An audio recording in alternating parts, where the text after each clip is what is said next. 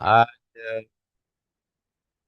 आज जो है छठा अध्याय अश्वमेध खंड का। तो गर्ग जी कथा को सुना रहे हैं किसको? राजा ब्रजनाभ को। गर्ग जी बोले कि पुनस्ते कथिष्यामि यशः संक्षेपतो हरेः। चकार हास्यं भगवान् रुक्मिण्या सह च अद्भुतम्।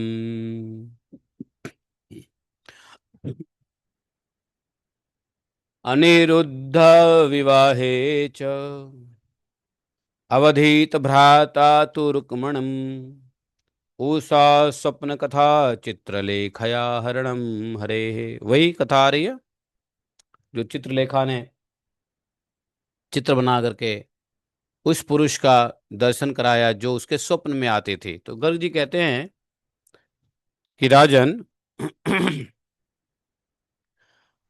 मैं पुनः तुम्हारे समक्ष श्रीहरि के यश का संक्षेप से वर्णन करता हूँ। एक समय भगवान श्री कृष्ण ने रुक्मिणी के साथ अद्भुत रहस्य विनोद किया और अनिरुद्ध के विवाह में उन्होंने अपने भाई बलराम जी द्वारा रुक्मिणी के भाई रुक्मी का वध करा दिया। और वाणासुर की पुत्री उषा ने एक स्वप्न देखा और उसकी चर्चा अपने सखी से किया। सखी का नाम क्या? चित्रलेखा। चित्रलेखा ने श्रीहरि के पौत्र अनिरुद्ध का अपहरण कर लिया। कन्या के अंतःपुर में पाए जाने के कारण वाणासुर ने उसे कारागार में डाल दिया। फिर तो वाणासुर के साथ यादवों का घोर युद्ध हुआ। साक्षात भगवान श्री कृष्ण और शंकर जी के बीच में युद्ध छिड़ गया, क्योंकि वाणासुर भगवान शंकर का चेला था, भक्त था और वरदान प्राप्त कर चुका था। उस समय माहेश्वर ज्वर और वैष्णव ज्वर भी आपस में लड़ गए। पराजित हुए माहेश्वर ज्वर ने भगवान श्री कृष्ण की स्तुति की। तो जब माहेश्वर ज्वर और विष्णु ज्वर दोनों में दोनों में युद्ध छिड़ गया, तो अंत में महेश्वर ज्वर पराजित हुए और भगवान श्री कृष्ण की स्तुति करने लगे।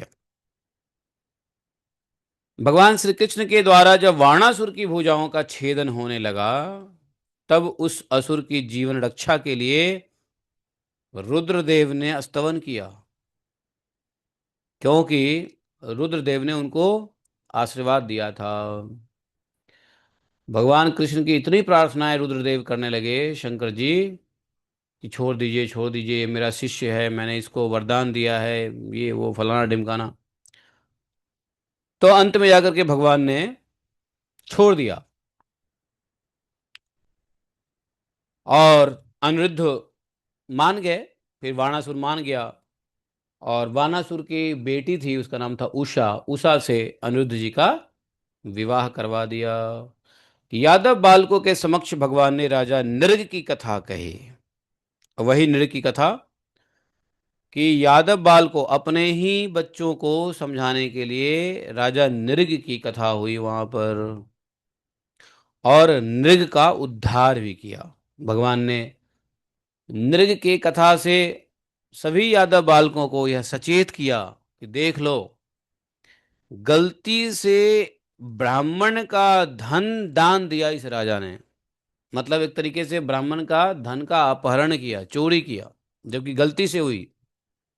और उसका परिणाम यह हुआ कि यह गिरगिट बना और इस कुएं में पड़ा रहा। तो तुम लोग यदि ब्राह्मण का कुछ भी जानबूझ के भी चुराओगे तो तुम लोग का सर्वनाश हो जाएगा। तुम मत समझना कि हम भगवान कृष्ण के ही संतति हैं, तुम बच जाओगे। भगवान कृष्ण का कोई संबंधी नहीं है। कोई बेटा नहीं, कोई पोता नहीं, कोई नाती नहीं, जो कुछ भी है लीला में है। बड़ी पिटाई लगेगी। इसलिए ब्राह्मणों का सत्कार करो और कोई चीज ब्राह्मण का बिना आदेश का मत लो। गलती हुई राजा नृग से, इस कथा से उन्होंने बताया।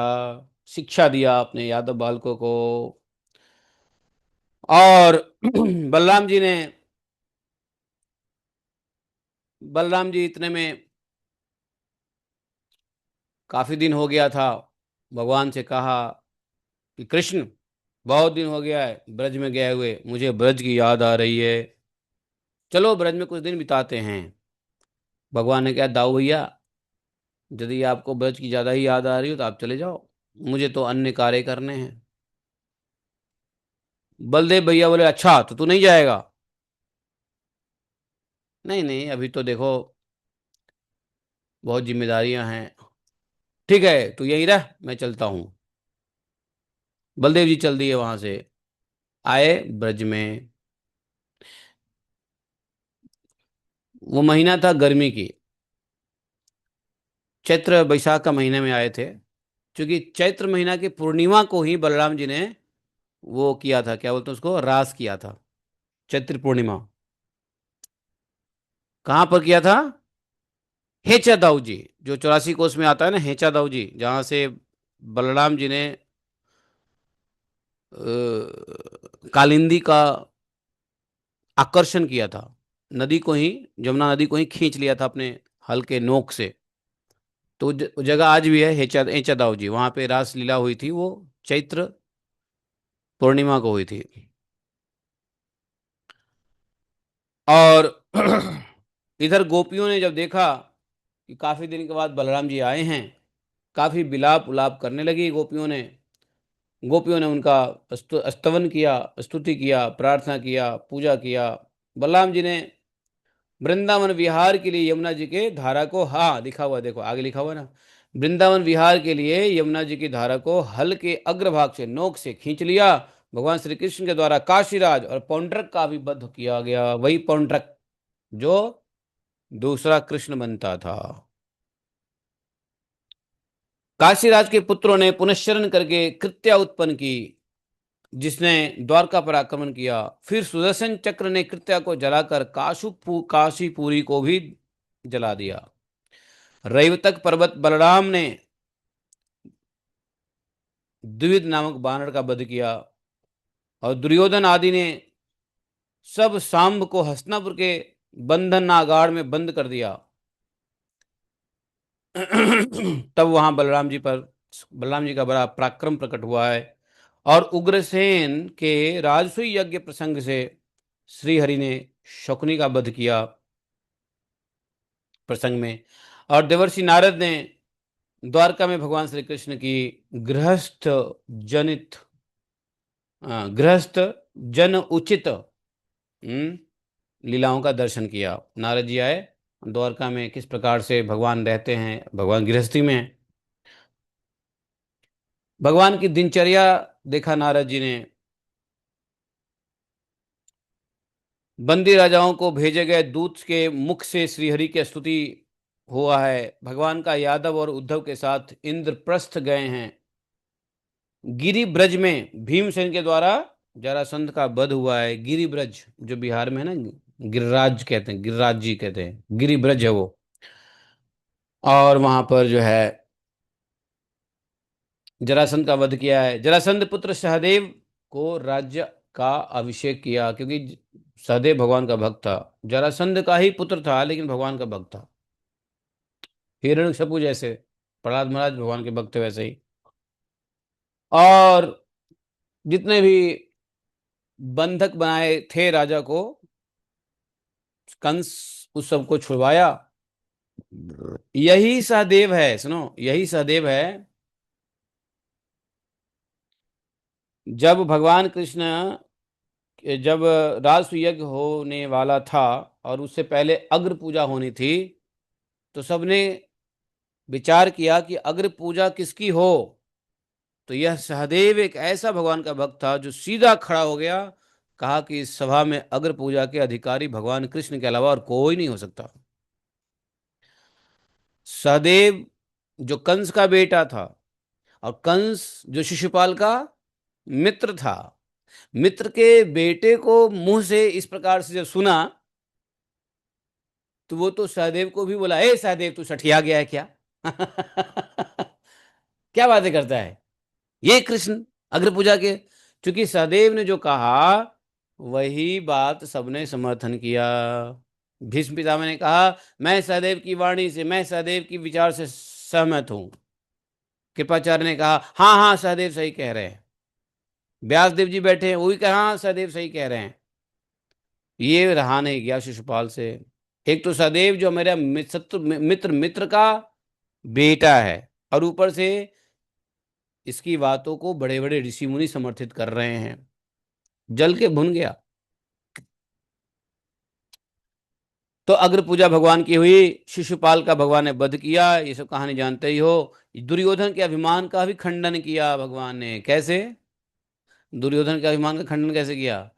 उसके द्वारा निमंत्रण को ठुकरा के, है ना, वो खाने नहीं गए। भगवान ने कह दिया सुनो दुर्योधन, कोई किसी के यहाँ दो ही कंडीशन में खाया न जाता है, या तो भूखा हो या तो प्रेम का भूखा हो। या तो पेट से भूखा हो या प्रेम का भूखा हो, तो ये दो भूख होती है तभी किसी के यहाँ कोई खाता है। ना तुमसे मुझे प्रेम है, ना मैं भूखा हूं।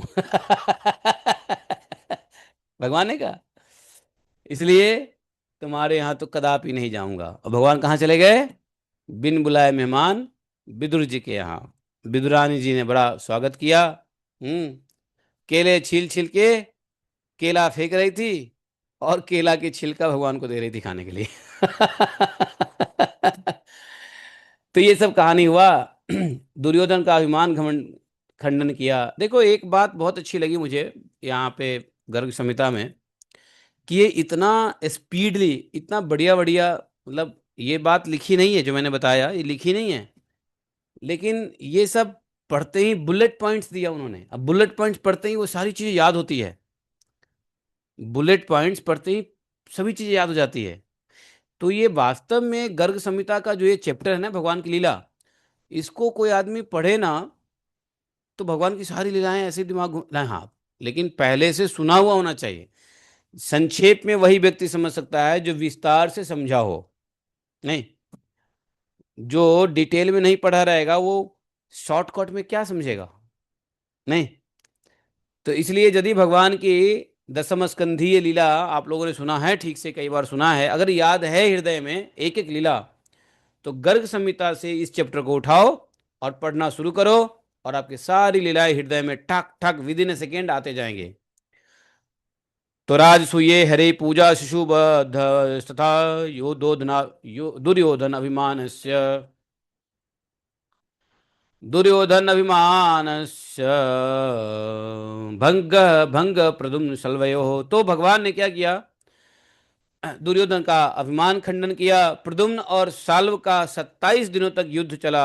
श्री कृष्ण का द्वारका में आगमन हुआ। शाल्व, दंतवक्र और उसके भाई विदुरथ का श्री कृष्ण के साथ, श्री कृष्ण भगवान श्री कृष्ण के हाथ से ही लीलापूर्ण वध हुआ। इस प्रकार की नाना प्रकार की वृत्तांत घटित हुई है राजन। उसके बाद कौरवों ने हस्तिनापुर में कपट द्यूत का आयोजन करके उसमें भाइयों और भार्या सहित युधिष्ठिर को हराया, तथा वे अपनी माता कुंती को विदुर के घर में रखकर वन को चले गए। वहां जाकर उन्होंने बहुत दिनों तक विभिन्न वन प्रदेश में निवास किया। तो कौरवों ने क्या किया? हस्तिनापुर में कपट द्यूत अर्थात जुआ, कपट जुआ, जुआ भी ठीक ठाक नहीं, ईमानदारी से जुआ नहीं खेला, जुआ में भी कपट किया। एक तो गलती युधिष्ठिर महाराज की हुई कि जुआ खेला, और उन लोगों ने जुआ खेला तो कपटपूर्ण जुआ खेला, डबल मिस्टेक। तो उसके बाद दुर्योधन राजा बन बैठा, बड़ी प्रसन्नता के साथ पृथ्वी का पालन करने लगा, परंतु पांडु पुत्र युधिष्ठिर के चले जाने पर प्रजाजन ने उसका अभिनंदन नहीं किया। वन में रहकर कष्ट उठाने वाले पांडवों से एक दिन बलराम और श्री कृष्ण मिलने गए, और दोनों ने उन्हें धीरज बंधाया। पांडवों से मिलकर श्री कृष्ण द्वारका लौट आए, और उन्हें उग्रसेन की सुधर्मा सभा में कौरवों की सारी कुचेष्टाएं कह सुनाई। यह सब सुनकर समस्त यादव विस्मय आश्चर्यचकित हो गए। यादवों ने कहा अहो राजा धृतराष्ट्र ने यह क्या किया? उन्होंने दीन दयनीय भतीजों को कपट द्यूत में जीतकर अधर्म पूर्वक घर से निकाल दिया। ऐसे राज्य लुलुप कौरव अपने अधर्म से नष्ट हो जाएंगे और भगवान पांडवों को राज्य की संपत्ति प्रदान करेंगे। और जैसा यादवों ने कहा ठीक वैसा ही हुआ। गर्ग जी कहते हैं, इति श्रुत्वा यादवानाम वाक्यम च मधुसूदन। हे राजन, यादवों की यह बात सुनकर भगवान श्री कृष्ण सायंकाल अपने घर में आए और माता को प्रणाम किया। पुत्र को आया और प्रणाम करता देखकर देवकी ने प्रसन्नता पूर्वक शुभ आशीर्वाद दिया और उस सती साध्वी देवी ने बड़े प्यार से भगवान को भोजन कराए। और उसके बाद श्री कृष्ण अपनी रानियों के महल में आए और प्रजाजनों से पूजित होकर के आराम से रेस्ट किए, शयन किए। तो ये भगवान श्री कृष्ण के चरित्र का एक छोटा सा वर्णन है। अब आगे देवर्षि नारद जी आते हैं, ब्रह्मलोक से आते हैं और राजा उग्रसेन उनका सत्कार करेंगे। अश्वमेध यज्ञ की महत्व का वर्णन होगा। भगवान श्री कृष्ण से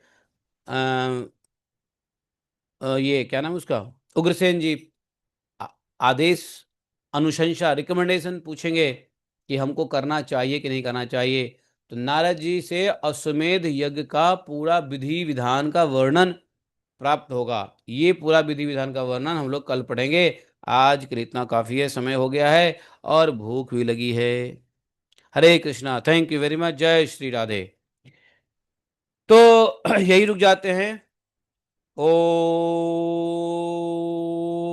नमो गोवर्धन उद्धारणाय गोविंदाय गोकुल निवासाय गोपालपतये गोपालाय गोपीजन भर्तरे गिरिजगोजधत्रे करुणानिधे जगद्विधे जगत मंगलाय जगत निवासाय जगत मोहनाय कोटि मनमत मनमथाय विश्वानुसुतावराय श्री नंदराज कुल प्रदीपाय श्री कृष्णाय परिपूर्णतमाय तुम शंख ब्रह्मांड पतये गोलोक धाम अधीशनाधिपतये स्वयं भगवते सबलाय नमस्ते। नमस्ते नमस्ते। प्रशांति माता जी गाएगी आज आज आज। प्रशांति माता जी गाओ। जयति ते अधिकम जन्मन ब्रज। आज सुनेगी माता जी, सुनेगी आपको, ठीक है, गाओ। श्रयत इंदिरा शाश्वतत्रयी।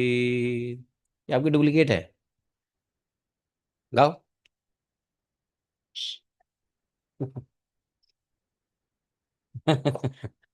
इनका भी गला अच्छा है। शरदुदाशये साधुजात सरसिजोदर श्रीमुषा।